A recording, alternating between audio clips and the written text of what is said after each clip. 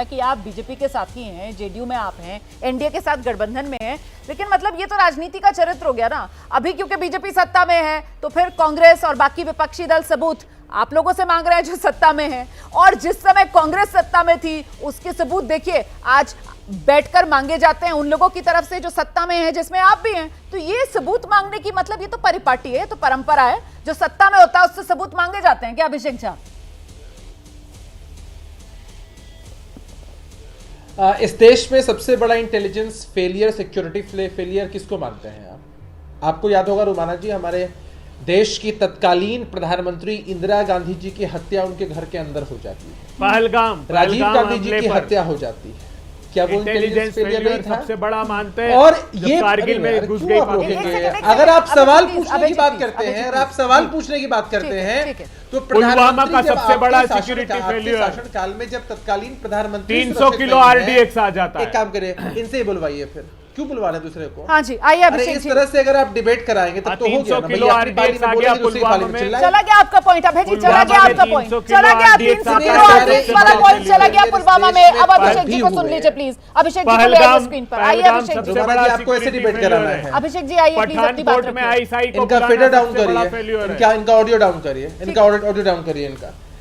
तो ये सारे इंटेलिजेंस फेलियर पर मुझे नहीं लगता है कि तत्कालीन विपक्ष ने इस तरह से सवाल उठाए होंगे जिस तरह से लगातार ये लोग नकारात्मक राजनीति कर रहे हैं। इंटेलिजेंस फेलियर हुआ है, सुरक्षा में चूक है, हम जवाबदेही से पीछे हटने की बात नहीं करते हैं रुमाना जी, लेकिन देश के सामने ये चुनौती थी कैसे हम माकूल जवाब आतंकियों को दें, कैसे हम माकूल जवाब पाकिस्तान को दें। तो एक समस्या से तो सामने से हम लड़ रहे हैं, परोक्ष रूप से ये भी हमको तब से एक समस्या में डालने का प्रयास कर रहे हैं। नहीं सर, मेरा ये सवाल ही नहीं था, मेरा सवाल तो ये था कि ये शौर्य पर आर पार, ये शौर्य पर आर पार और सबूतों को लेकर सवाल, तो ये तो फिर राजनीति का चरित्र है ना। जो विपक्ष में होगा वो सत्ता पक्ष से पूछेगा, क्योंकि यहाँ तो पहले सर्जिकल स्ट्राइक हुआ या नहीं हुआ इसी के सबूतों को लेकर अभी कांग्रेस और बीजेपी में छिड़ा हुआ था मामला आर पार का, मतलब वही पक्ष विपक्ष का मामला था।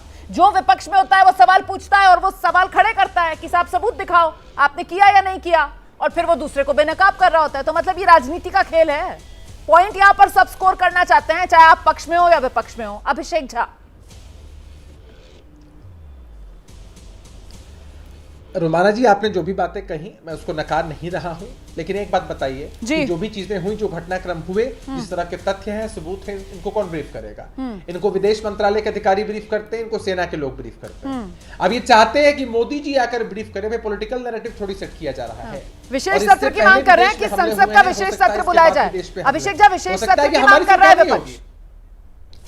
अरे भाई इनको प्लेटफॉर्म की जरूरत है। अभी इनके अभय दुबे जी बोल रहे हैं तो दूसरे को बोलने नहीं दे रहे हैं। ठीक है, हमारे विपक्ष के साथियों को सवाल पूछने के लिए संसद के सत्र की आवश्यकता नहीं है। सारे विपक्ष के सवाल सिर्फ और सिर्फ अपनी राजनीति चमकाने के लिए ये यहाँ पर सत्ता पक्ष की तरफ से आरोप लगाया जा रहा है और विपक्ष की तरफ से दोहराया जा रहा है कि साहब क्योंकि हमारे बुनियादी सवालों से सत्ता पक्ष बचना चाहता है, इसी वजह से ध्यान भटकाने के लिए इतिहास के पन्ने पलटने का काम सत्ता पक्ष की तरफ से किया जा रहा है।